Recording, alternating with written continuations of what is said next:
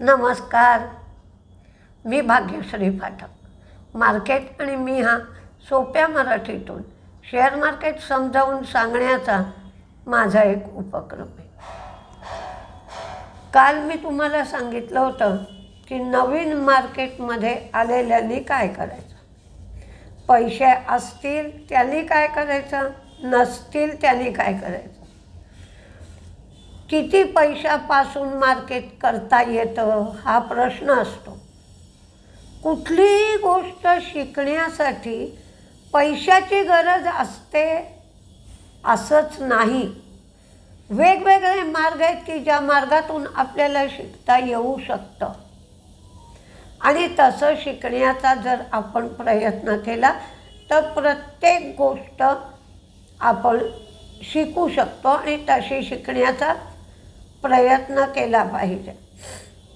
म्हणजे आपल्याकडे सारीपाटाचा खेळ नसला तर आपण कसे चिंचोक्या फोडून त्याचे तुकडे करायचे, काचांचे तुकडे करायचे, असं करूनही खेळत होतो।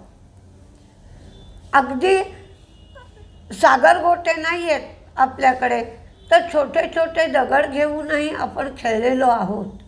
नाही असं नाही, तुम्हाला धावण्यासाठी पायात बूटच पाहिजेत, अमुकच पाहिजेत असं काही नाही। तसंच मार्केटमध्ये प्रत्येक गोष्टीसाठी पैसा पाहिजे असं नाही।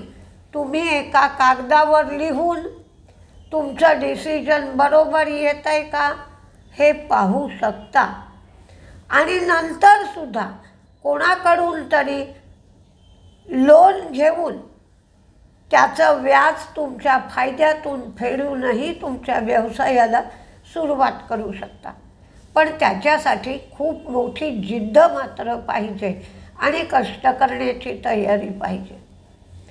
मार्केटच्या बाबतीत तुमचं वाचनही पाहिजे की आर्थिक बाबी ज्या वर्तमानपत्रात येतात ते पेपर तुम्ही वाचले पाहिजेत, इंटरनेटवर वाचन केलं पाहिजे आणि प्रत्येक वाचन नुसतं गोष्टीसारखं वाचून सोडून द्यायचं नाही, तर कुठल्याही तिथे गोष्ट लिहिली असेल त्याचा कोणत्या शेअरशी संबंध येतोय, मग तो शेअर वाढेल का कमी होईल आणि मला वाटलं तसा परिणाम त्या शेअरवर झाला आहे का, झाला नसेल तर माझं निकष काही चुकलेत, माझा अभ्यास काही चुकला आहे हे पाहिलं पाहिजे। कारण हल्ली सगळ्यांचं वाचन खूप कमी झालं आहे। Economic times, financial express, times of India, business standard, कितीतरी पेपर तुम्हाला असे मिळतील की ज्याच्यामध्ये आर्थिक विश्वातल्या घडामोडी दिलेल्या असतात आणि त्याच घडामोडींचा जो परिणाम होतो त्या परिणामांनीच आपल्याला फायदा तोटा होत असतो। तर त्या घडामोडी जर वाचल्या नाहीत तर आपल्याला मार्केट करता येणं कठीण जाईल। आता आपल्याला रोज कुठली तरी मार्केटमध्ये ऑर्डर आलेल्याची बातमी असते। आता त्या ऑर्डरचा कसा काय परिणाम आणि ती ऑर्डर चांगली आहे, मोठी आहे हे ओळखायचं कसं? तर समजा ऑर्डर मोठी आहे, ती 4च महिन्यात पूर्ण करायची आहे, म्हणजे त्याच आर्थिक वर्षामध्ये त्या ऑर्डरपासून जो होणारा फायदा तोटा आहे तो समाविष्ट असतो। आज हिंदुस्तान कन्स्ट्रक्शनला 2566 कोटीची ऑर्डर मिळाली पाटणा मेट्रोकडून। आता ही ऑर्डर खूप चांगली आणि खूप मोठी असंच म्हटलं पाहिजे कंपनीच्या मानाने। कंपनीचा शेअरचा भाव 29 रुपये साधारण, म्हणजे ऑर्डर येण्याच्या आधी 28 रुपये वगैरे असेल। शेअर एक 6-7% वाढला त्यानंतर, पण ही जी बातमी आहे ती ब्रेकिंग न्यूज म्हणून दिसली। कंपनीची मार्केट कॅप आहे 5365 कोटींची, म्हणजे कंपनीचे शेअर आणि कंपनीची शेअर प्राईस, शेअरची किंमत याचा जो गुणाकार आपण करतो त्यातून जी रक्कम येते त्याला म्हणतो मार्केट कॅप. ही मार्केट कॅप 5,365 कोटी आणि ऑर्डर मिळाली आहे 2,566 कोटींची.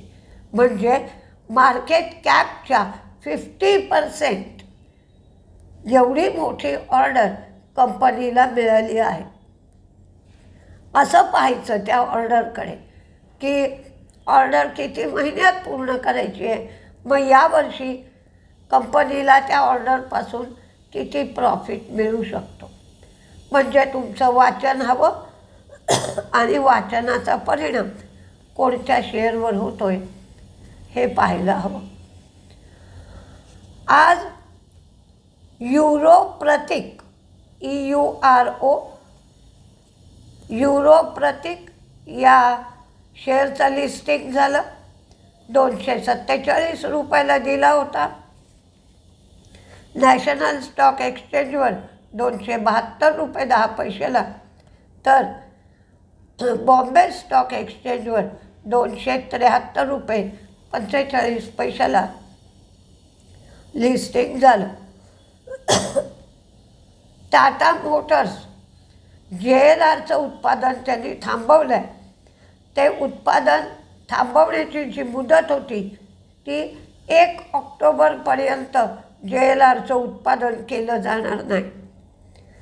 KNR कन्स्ट्रक्शनला 459 कोटीचं प्रोजेक्ट मिळालं आहे.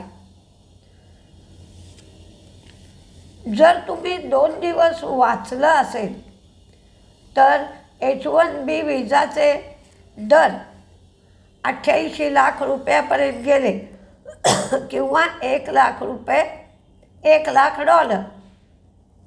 तर याचा फायदा कोण कोण कसा उठवत आहे, तर ब्रिटनसुद्धा आता विजाचे रेट कमी करणार आहे, विजासाठी काही सवलती देणार आहे. आणि चीनसुद्धा के नावाचा नवीन विजा काढत आहे. हा विजा 1 ऑक्टोबरपासून लागू होण्याची शक्यता आहे.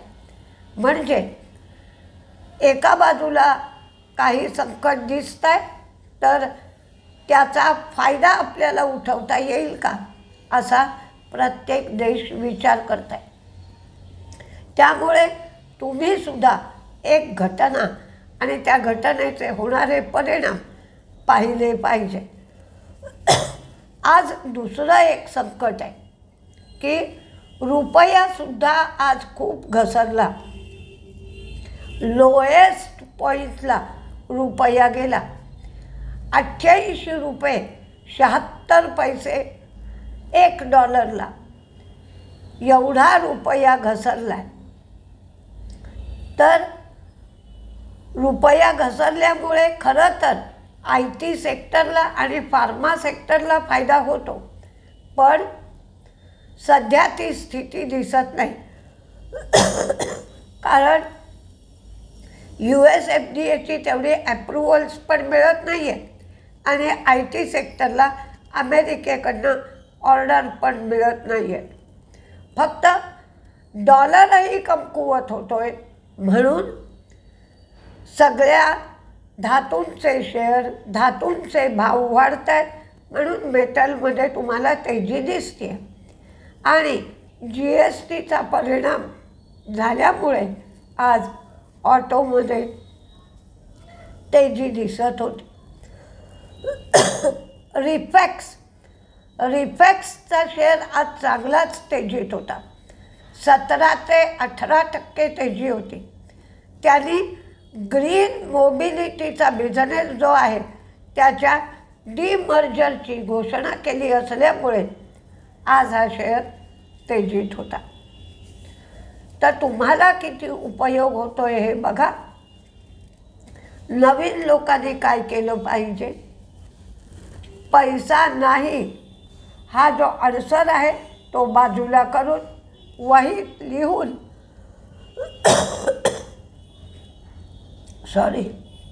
वहीत लिहून म्हणजे कसं, आज समजा मी एक शेअर घ्यायचा ठरवला किंवा 5 शेअर घ्यायचे ठरवले, तर वहीतच लिहायचं, तारीख घालायची, या कंपनीचे हे 5 शेअर घेतले. मग ते 5 शेअर घेण्यासाठी आपणच कॅल्क्युलेट करायचं की आपल्याला ब्रोकरेज किती लागेल, टॅक्सेस किती लागतील, GST किती लागेल, आणि तो सगळा हिशोब घालून मला तो शेअर कितीला पडला, म्हणजे पदरात कितीला पडला, आता त्याच्यावर मी प्रॉफिट किती घेईन ते ठरवायचं. 10%, 5%, 8%, 20%, तुमचं जसं असेल तसं. आणि मग ते प्रॉफिट मी किती महिने थांबीन किंवा माझी अपेक्षा काय की 6 महिन्यांनी 4 महिन्यांनी हा शेअर मला 10% प्रॉफिटमध्ये विकता येईल. मग ज्या वेळेला तुम्ही 6 महिन्यानंतरची तारीख तिथे टाकता आणि काढून पाहता, तेव्हा तुमच्या लक्षात येईल की माझा अंदाज चुकला, शेअर वाढला नाही, माझा अभ्यास चुकला. अशा प्रकारे तुम्हाला तुमच्या अभ्यासामध्ये सुधारणा करता येऊ शकेल. बघा जमतंय का करून. नमस्ते.